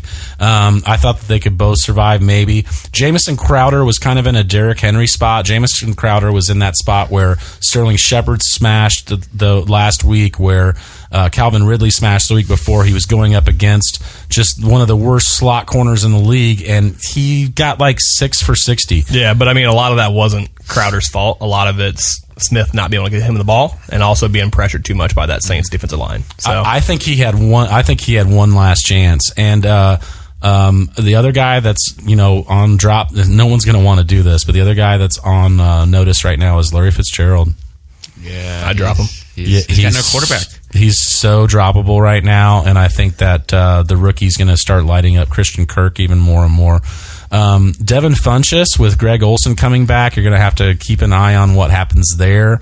Carson Wentz pretty soon. I mean, people that are hoping and praying for him to be the man, there's plenty of guys on the waiver wire right now that are outperforming him. It's just right now you're just sticking to also with hopes Wentz, and dreams. With Wentz, kind of like to counter that, but it's like now you don't have that definitive back, like lead back. Obviously, that was running back by committee, but like with Ajayi being gone now and the trade deadline being passed, your running backs are Smallwood and Clement. Like if Peterson is smart enough, he's gonna want Wentz to start gunning because like they need wins. I mean, I understand that he might pick it up, but I'm just saying, like, it's pretty soon you're out of the fantasy playoffs and you got nothing, and you're sitting there with Carson Wentz starting on your. Yeah, there's guys out there that are better. I mean, Andy Dalton right now is a way better start than Carson Wentz. If he's on your waiver wire and you're starting Carson Wentz, then you're doing it wrong. And if Baker Mayfield is if he's on your waiver wire, like, go right now, stop the podcast, exit it out, do whatever the hell you're doing. Pick Baker Mayfield up. Like his next 4 weeks, Tampa Bay. If you're worried about your quarterback. Well, he plays Chargers. He plays the Chargers this week, which is fine. I mean, go right ahead. But I mean, Tampa Bay, Pittsburgh, Kansas City, Atlanta. That's his next 4 matchups. A lot of. And I mean, you look at what Baker's done in the past 2 weeks since he became a starter. He played Oakland and played Baltimore. In those games, he had 17.8 points and then 23.9. So, I mean, his floor is decent. The kid's got moxie. Yeah. He's got spunk. And he's good. Yeah. And Jarvis Landry's good at football. So. If you went to a quarterback and said, hey, pick 4 teams that you want to play, I mean, that list of teams, Pittsburgh, Tampa Bay, Kansas City, Atlanta, would literally be like, that's a laundry list of just teams that are you're just licking your chops. So he's Jackson's pickup of the week. Mine at the position is Jameis Winston. And he's available in... I had it written down here. He's only rostered in 33% of the leagues. So if you're worried about your quarterback this week or something happens later this week in practice, somebody goes down, Atlanta is 29th DVP against quarterbacks. So they just feast. It's in the dome. Wendell Smallwood is 35% owned. Pick him up. And Mohamed Sanu is 50% owned. He's my start of the week. That's waiver wire starts. Mike Davis for Seattle is going to keep getting looks, so he's 24% owned. Pick him up. And that's how I would pretty much like rank those guys is Wendell Smallwood, then Mike Davis, then Corey Clement at that position. And then at the wide receiver position, my top one is Sanu. Chris Godwin is going to be playing in that big Atlanta-Tampa Bay game. He's only owned in 39% of leagues. Geronimo Allison got dropped because he was hurt. And he's been balling out. He's available in 50% of leagues. So good God, get the guy that Aaron Rodgers is throwing the ball to. Kiki Kuti is only rostered in 30% of leagues. They're using him like Tyreek Hill. I mean, Smiley, did you see my tweet the other day where I said they're using this guy like Tyreek Hill? You watched that game, obviously. We were talking about that earlier. How do you feel about like that comparison? QT, he's just very athletic, very fast, moving around. The crossing patterns find him open across pattern. Me and Jackson were actually at the Colts game in which the Texans played him, and all you heard was Kiki QT. And I'm like, who is this guy? And then that really opened it up. And watching him last week, they used him the same way, very fast, very motion. That opened up DeAndre Hopkins as well. So I think it's very favorable for them. They were lining him up in the backfield, and they didn't run him on any end arounds, but you know that they will. I'm not saying this guy is Tyreek Hill. I'm saying that the Texans are using him like Tyreek Hill, so he's going to get tons of opportunity. Good Lord, he's probably on your waiver wire right now, and if you're holding on to who did we say? Chris Hogan, Jamison Crowder, Larry Fitzgerald, Quincy Enunwa, Kenny Stills, drop those guys and pick up a winner. These guys are league winners. Especially since Fuller's kind of been in and out, and it's kind of been like with his injuries, he's kind of injury prone already. So kind of just pick him up already. I mean, he's proven to be solid role, and since Fuller went out in the Colts game, that was like Washington's very next target was instead of Fuller or Hopkins, it was actually QT. Fuller, I need you to get your stuff together and stop being hurt. And interesting, QT went to Texas Tech with Patrick Mahomes. That would have been a very deadly combo. So, and they churn out wide receivers. So Cameron Brate's the start of the week at tight end. He's only owned in 29% of leagues, and Austin Hooper is owned in 50% of leagues. Those guys play each other, so that's just going to be a great matchup. So the starts of this week are Mohamed Sanu, Cameron Brate, and Jameis Winston. We're going to talk about a few stashes, and Jax likes stashing Baker Mayfield, but would you play him right now against the Chargers at home? I mean, they're not that scary against quarterbacks, they with no Joey Bosa. Yeah, I mean, you can play him just because last week he proved it going against Baltimore, and he had more points against Baltimore than he did the Raiders, and I feel like Baltimore's defense is stronger than the Raiders. And he's at home, so I think that's okay. I'm going to the game. So go ahead, go all in, man. Dude, and go all in. And Smiley talked about this earlier, Deontay Foreman, and so we've been talking about this. Lamar Miller is just on his way out. Alfred Blue is more of a change of pace back. Deontay Foreman, when he comes off of IR, now granted it was a ruptured Achilles, so I don't know how he's going to be when he comes back. I'm not saying this guy is a league winner. I'm just saying if you're in a deep league, if you've got an IR spot, if you've got a deep bench and you need running backs, the Deontay Foreman play can be that he comes back week 8 and he smashes and everyone looks for him on the waiver wire and you've already got him. And they go, well, when did you get that guy? Ito Smith is another guy like that, especially with Devontae Freeman not practicing. It's a full 3-headed running back by committee there. If Freeman's out, it'll be a 2 running back by committee, and the Falcons seem to favor him on the red zone packages. He has touchdowns in the last 2 weeks in the red zone, and it's the Falcons. They're going to score a lot of points. Get guys on teams that score. That was my advice that my brother gave me when I first started playing fantasy football in 1999. And it still rings true. Get the Patriots, get the Saints, get the Falcons, get guys on teams that score. Antonio Callaway still a nice stash. Christian Kirk, who I said last week would be a stash, hooked up for a 75-yard touchdown from Josh Rosen. That's that rookie-to-rookie connection. That's a guy that probably will score more fantasy points than Larry Fitzgerald this year. And I also think Taylor Gabriel is a great flyer who plays kind of a Tyreek Hill role on that Bears offense and the Matt Nagy offense. He blew up a few weeks ago, and he's only on 28% of teams. So These are guys that are exciting guys. Get the losers off of your lineup and pick up guys like QT and Gabriel, Ito Smith. And just throw one other guy out there. The one guy I would stash, just depending on health. And hometown boy Chester Rogers. I like him too, dude. I mean, just watching him, I know he had some drops, but the whole team had drops. He just looks good. He looks good to me. Yeah, and I mean, Hilton's one injury. I mean, when he comes back, he's one injury away from hampering him again. Right. I mean, you don't know the status of Doyle, so it's like these targets have to go somewhere. Yeah. If the Colts can just catch a ball, they will be very good right now. Like, they'd be close to undefeated, in my opinion. Because if you look at all these games, if Doyle keeps the fumble from happening, like doesn't force things, and they catch the ball, they win versus the Bengals. They win. Yeah. Right, but that's like the most important thing is catching the ball. Yeah. So, I mean, it's tough. It's tough. I'm just saying, tough. devil's advocate is like, you're not out there to like knit a sweater. Yeah. No. But yeah, Lord help our Colts as always, and we're good. That's the stash. I think we're going to start calling it the stash dash or cash. Yes. Didn't John come up with that? But I still like the music that's with it. Might adjust it. Who knows? We'll see. We got time. But we are gonna. Josh, but I'm gonna go pee. Yeah, we're gonna go ahead and move on to our phone call. But I'm gonna pause this. So we have on the phone with us right now a listener from the Listener League. He is number 2 in the league. And the first thing I wanted to bring up is the fact that you have not changed your name as much. This is Josh Miller on the phone with us. How are you doing today, man? Hello. La, la, la. La la la. Yeah. What's going on, guys? Thanks for joining the podcast. You've Awesome to be on the podcast. You got a lot better of a connection than Dylan Bolden, who is the number 1 person in the league right now. So I appreciate you doing that for us. Is your only loss to Dylan?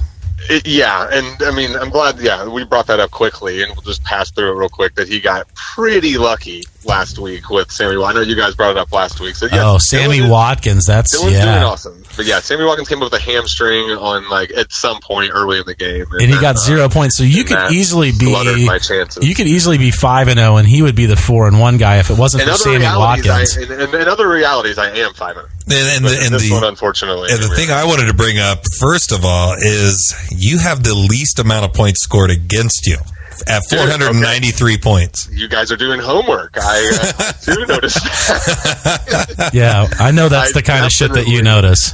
Yeah, and my points against is incredibly low. And I feel so bad also for Titus. I was going to bring that up. God, he has 250 more points scored against him than I do. My God. Okay, so he's out 740. I'm 493. Yeah, absolutely. So yeah, Titus is getting worked. But the flip side of that with Titus, because I wanted to bring this up, with the flip side of that, he's actually second in scoring. Guess, hey, who is the highest scorer in the league? Paulies Sleepers. Might it be Paulies Sleepers? Yeah. And Titus is 7 points behind you, and you guys are both 1-4. See, I told everybody, Josh, this is the best 1-4 team you've ever seen. I did not know that we were the highest point scorer. That's 680 points. Oh my God, we are getting royally fucked. And that's going into the swear jar. You absolutely are, because, like I said, I told everybody we were going to stop F-bombing, and I haven't since then, but I'm going to reserve the right to use that. So we play you this week, Josh. Oh, is that right? That's right. Yeah, you may have noticed that. I will say, real quick, Juice mentioned something about my team name, and I haven't changed it for a while. And I did give you guys a little bit of slack for not having most original names, but now it does turn out that you, Paul, have a very apt name. Napping this week. Paulie's hibernation team, and Smiley, who's with us tonight, it was like laughing into his shirt when you said that. Yeah, it's crazy, but like we're scoring and just I don't know. We were talking about it earlier. When Sony crossed the goal line and they didn't call it and they didn't review it, and then Tom did the quarterback sneak. That was a 12-point swing that would have lost the game. Jesus. Brutality. But we play you this week, and you have who you love, Melvin Gordon, AJ Green, and you just traded for Odell Beckham, and you stole him. You bought low on him, is what we've been talking about. We would talk about buy low candidates. Absolutely. Somebody must not have been happy with his production, and smart fantasy coaches swoop in there. And what did he do? He threw one. Did he kick a field goal last week too? That dude will kick a field goal. He's a soccer player. But no, he did not. Yeah, that bomb to Saquon Barkley, it actually reached the Empire State Building. But dude caught it and went with it. And yeah, then another like 30-something yard catch that was a beaut into the end zone. Then you're exactly right. Yeah, I was, as I think you guys mentioned earlier too, a couple weeks ago, that I was fiending for a trade because as I was winning, I was nervous every win that I got. And like you said, I have the lowest points against me. I mean, I'm squeaking by. I have 2 weeks where the guy against me scored 81 and then 82. Yeah, I was one of those, I think. Yes, you were, sir. Yeah, we talked about that. You were undefeated, but you were just dying for a trade because you felt like you needed to do something, and you traded for Odell Beckham like 2 hours before the game. It carried over through the week and didn't go through till Tuesday. You couldn't believe the guy took the trade. I was surprised. Yeah, I'd thrown a couple out there and kind of forgot about that one. And, so who was that? Was that the Monday... the Monday morning Gert Squirt. Is that the Monday morning American podcast? No, not Gert Squirt. It was the guy I had just beat, which is even better. Dustin Roller, Jersey Shore Rejects. Yeah, he's in last place. Oh, right now. Jersey Shore. That's right. So unfortunately, Dustin Roller, another name right now. Monday American not Monday American, the Married with Children podcast. Okay, it's the other podcast. Yeah. He's a busy guy. He may not. So one thing I wanted to talk to you about, Josh, that I just think is fascinating is some of the geeked up shit that you do pre-draft. That, like, I think that a lot of people listening probably just go by somebody's rankings. If they're smart, they probably go by a consensus ranking. If they're really into this, they might do their own rankings, which you do. You do your own rankings. I do, yes. But then you also do something else that is really geeked up, and I love it. And I don't think anybody else does this, but if you play with somebody over and over and over again, if you're in a league that you're in a lot and you know the tendencies of somebody, tell somebody like what your mock draft situation is all about. So and after a couple years of mock drafting, and it's as detailed as you can actually get it, with with the settings and whatnot. If you're in and we do have a specific league where we're in a league of record. It's a keeper league as well. And we're, the same group of guys have been together for years. You get to know them for sure. You definitely get to know them if you do live drafts, which we do. And so I just got tired of looking at like a mock draft when I was doing it, and like, well, this wouldn't happen because John would take this guy and Paul would take this guy in this case. And so last year was the first time I did it and just put out an Excel spreadsheet and went through. I didn't do the whole draft. I do like the first 12 to 15 rounds, depending on how late or how much time I have. I just mock them out. I get the top.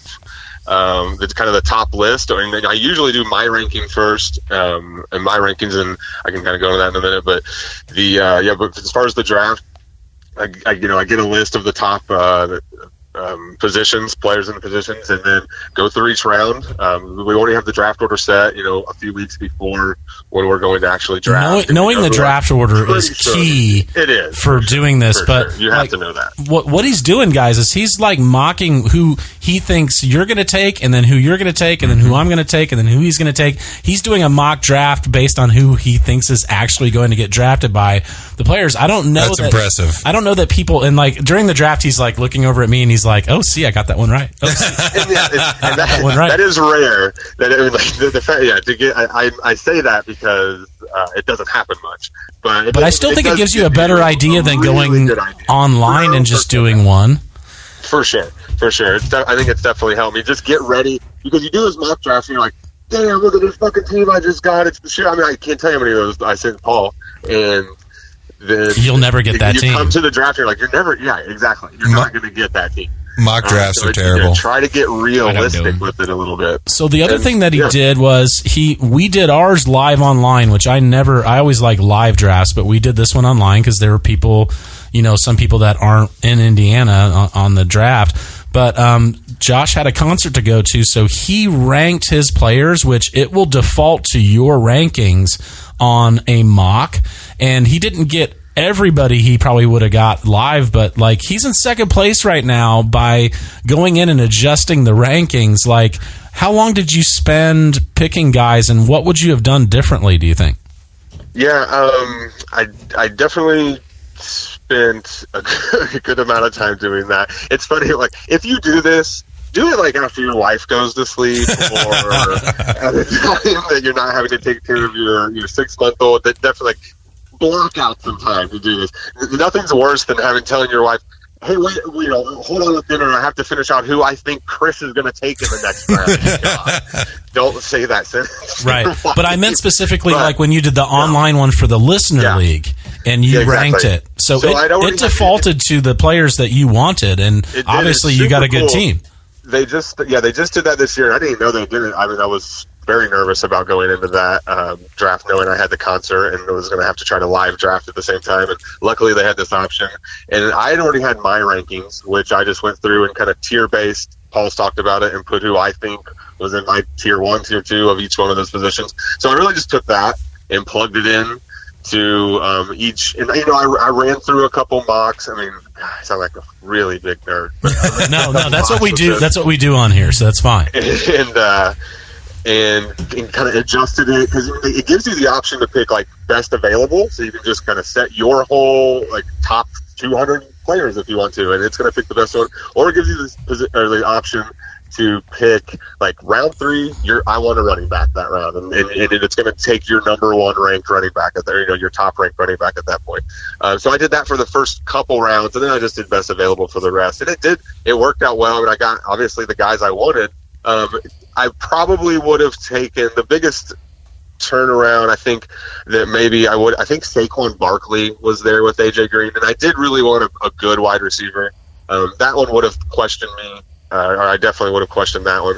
But I mean, other than that, I was pretty happy when I turned on my phone. Like somebody was like, "Oh, Melvin Gordon's already off the board," and I'm like, "Yeah, that's Josh." And that was definitely the plan the whole time. I mean, I did. He's the number 3 running back, so everybody that thought that you drafted him too early is obviously eating crow now. You were right on that one. He's so good. The other thing I liked about how they set your rankings up on ESPN, if you do the rankings and just let it kind of mock into your rankings, it even lets you say that you want a kicker in the 15th round and a defense in the 16th round. Like it'll wait to do that. Well, we don't do kickers, so I don't even know why I brought that up. We don't. But like I did use that feature, so I wanted to make sure I got as many of the players that I wanted of those position players.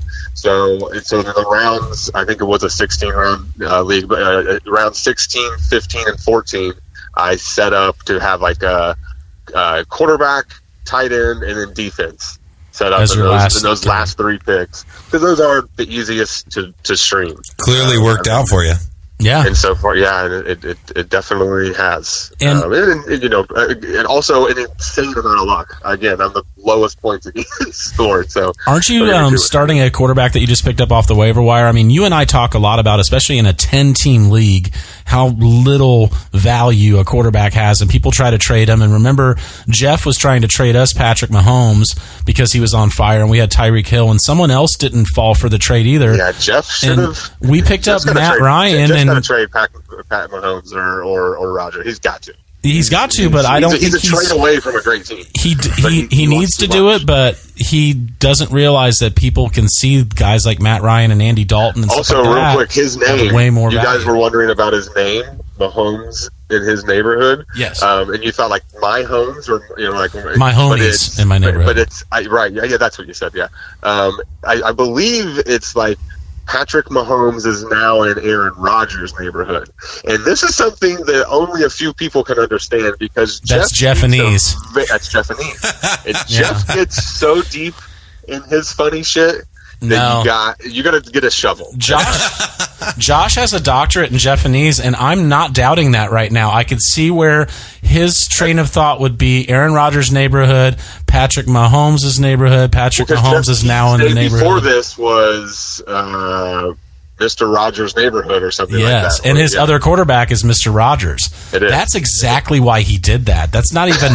Dude, the roundabout way you guys just got there is like hurting my brain a little bit. That's not even plausible. That's I'm graduated, it.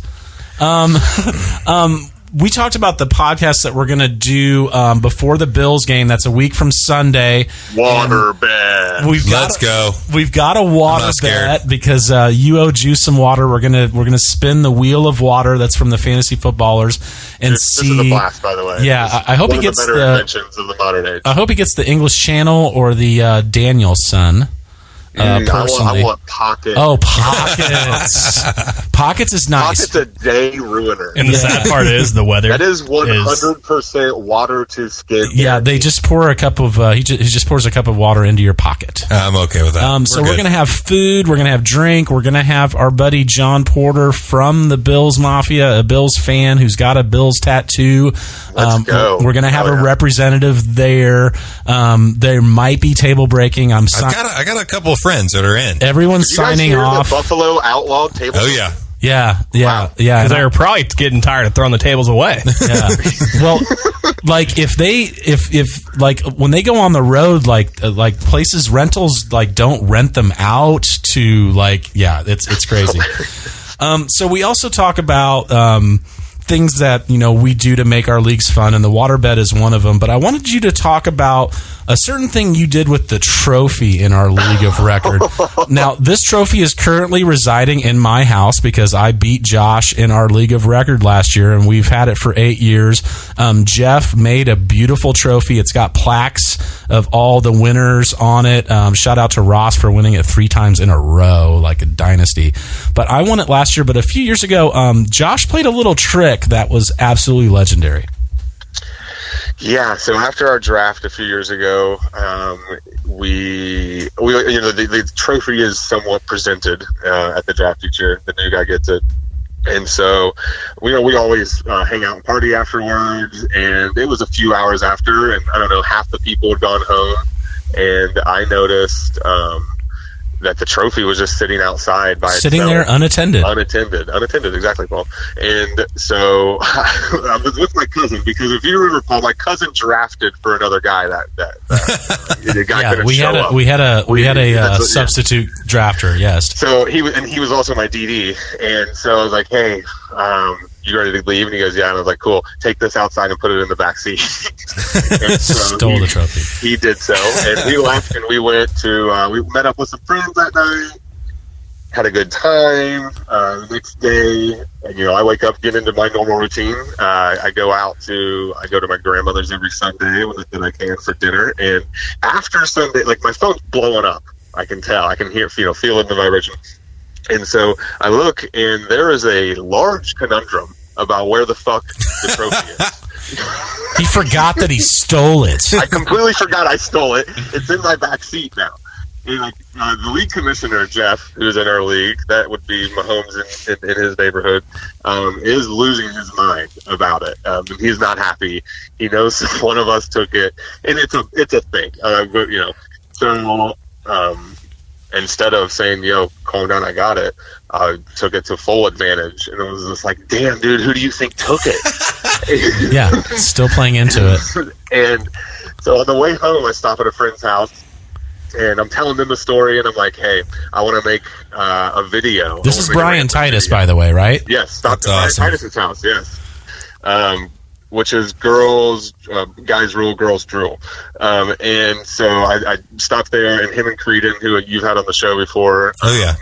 They assisted, and they had these like bamboo shoot blinds on their back deck. So I had to put a light on that, and had Creedon stand behind it and wrap a towel all around his head, and declared that if unless one of the teams traded another team certain players, the trophy would be destroyed. And then instead of sending it from my phone, I sent it to another guy's phone, and had him send it out to all the rest of the players. And this is back before like phones took good video. This is great. And he sent it video through a few phones to get it real grainy. It came from Cop Ghoul. I mean, it was god awful. Yeah, and it's like outside video taken inside of the guy. Love it. Through the blinds, shadows, sent to a phone, sent to another phone, sent to us, so it's just all grainy. It looks like this terrorist has stole the trophy. And this is while Josh has this great idea to steal the trophy, fucking forgets that he stole it, goes to grandmother's for dinner. We're all freaking out for like 10 hours, 8 hours, like, where's the trophy, where's the trophy? Realizes that he took it, then takes it to the next level and does this video. So anyway, I wanted him to tell this story because there's just things that you could do to make your fantasy leagues fun, and a lot of guys make guys, stand downtown with signs that say, I suck at fantasy football in a tutu, or I've seen tattoos, like people get tattoos or whatever. And this is just something just on the fly that he did that is just absolutely legendary. And we'll tell everybody about the Odie face on a stick here one of these weeks too. Definitely, yes, it's worth a save. So I met Josh when I worked at Stone Creek. He was the chef. I've known him for many years. He is one of my best friends. You can find him at Goose the Market. He is downstairs. There's a bar area you can roll up to and get a cheese board and some wine. He knows his shit. He knows texture and flavor and spice and like just is this awesome chef, and he can pair a beer with your food or pair wine with your food. You're also doing a big catering. You're doing like what, the Dickens, like which one are you doing? Story? Free plug for Goose the Market. We are doing a couple like real fun dinners. Have you ever seen the Italian movie called The Big Night? We are doing a dinner in November. It's a private dinner you can buy tickets to that I cook for right in front of you, and that's like I said, an Italian themed dinner that's based on that movie. And then in Christmas we are doing a Dickens dinner, which Dickens am I excited about? Oh boy, it's going to be a good time. I think that's a great one. Goose the Market is awesome. They have all these promotions, and coming up here on the holiday times, you can order your turkeys and hams and all that. I wanted to get that in there, Josh, because you're passionate about your food, and you're a great chef, and that's how I met you. And me and Paul like food. Yeah, we do. We do. That's it, man. We wish you luck, except for when you play us. Yeah, just go ahead and beat them this week. We're going kind of long. Can I real quick add a couple things in? I real quick wanted to let everybody know that the Fitty Bowl is happening right now. Jeff Fiddler is playing Trey Fitty. So I really think that whoever wins this gets to keep the name Fitty. Oh, yeah, absolutely. Just for some league stuff. Also, real quick, Paul, I feel like it would not be just unless we put a goddamn water bet on this. Okay. So I think we water bet. Water bet. Okay, you got it. Payable at the Bills game. That's all, dude. God, you got it, buddy. Thank you so much for having me on. This was a blast. Thanks for coming on, man. And the Juice, thanks for doing the league. This is really fun. No, I appreciate you calling in. It makes the show better, and I like keeping everybody involved. So thank you for calling in. Jackson, I'll be in 6 weeks. That's ugly. See you guys. Have a great one. Peace, man. All right. That was good. That was really good. Good conversation with the Miller guy over there. Do you have a hot take? Not a good one. I don't either. So basically, I think we're going to skip hot basically takes. I got a hot take.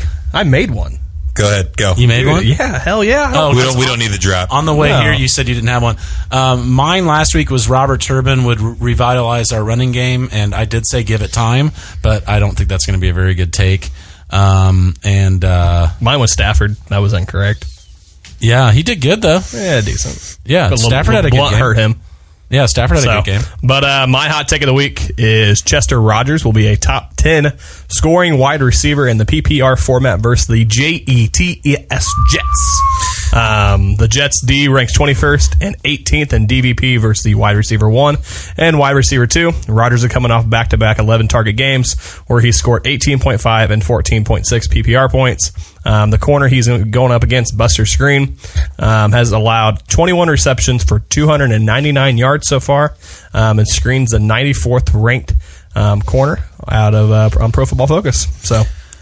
Real quick, I did have one. Derek Carr is going to finish top 5 quarterback. A lot of people are saying he's not going to be that good this week. It's the contrarian play, what you guys said, which is the Seattle Seahawks. They're saying, they got a great pass defense, but that's because people have been kicking their ass. Other thing with that game, it's in London. A lot of people don't know that they're playing there. So the travel effect, defenses. Derek Carr is going to get a ball out. I almost picked him as a pickup this week, except for when the London thing happened, because I did that one year and just London will screw some people. But yeah, you might be right. I'm okay with being wrong.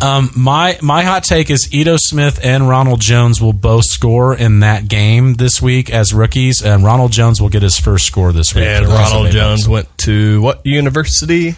The football factory. USC, do baby. they give out diplomas there, or do they all just play football? No, they all just go to They take their Heisman trophies away. What they do. Yeah, exactly. They all get gold jackets. Yeah, they all, like, when you graduate, you're in concussion protocol. That's how important football is. Or you just get banned for PEDs. Exactly. All right, so we got one for us. I mean, Smiley, come on. I know you got one. I'll say one. I want to say Tyler Gabriel outscores Trey Burton this week in fantasy points for the Bears. Taylor Gabriel, yeah. I think he's got a chance to exploit that Dolphins defense. I mean, Trey Burton, a really big target for Mitchell Trubisky, but just a bold prediction to Gabriel. Plus, also, I think when John shot down my Gronk take, it was versus the Dolphins because of Minka Fitzpatrick. So, I mean, he's got a point. Smiley both like Taylor Gabriel, so I would pick him up and at least have him on your bench and ready to go. It'd be a good tournament pick in DFS, by the way. Yeah. Like real good. Just one or two in your lineups. Just a good shot. I like QT and Gabriel's cheap, so if you pair Cameron Brate with both those guys, you got plenty of money to pay for AJ Green, DeAndre Hopkins, Julio Jones, and we're not paying up for running backs this week either. So. But also, just finish my last point. Get on PauliesSleepers.com. Check out our Twitter, Paulies Sleepers. We'll have the juicy lineup posted on Saturday afternoon. Guys, come to at Paulies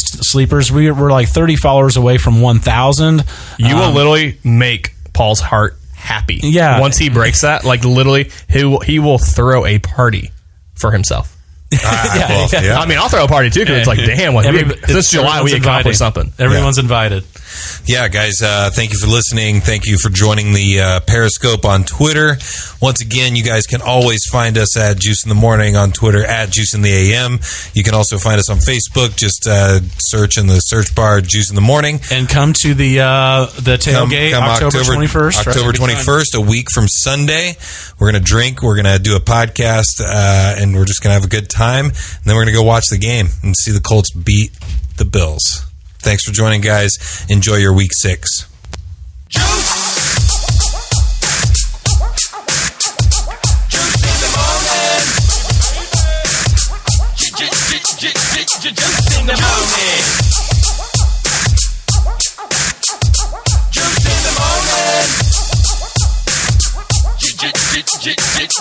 Juice in the morning.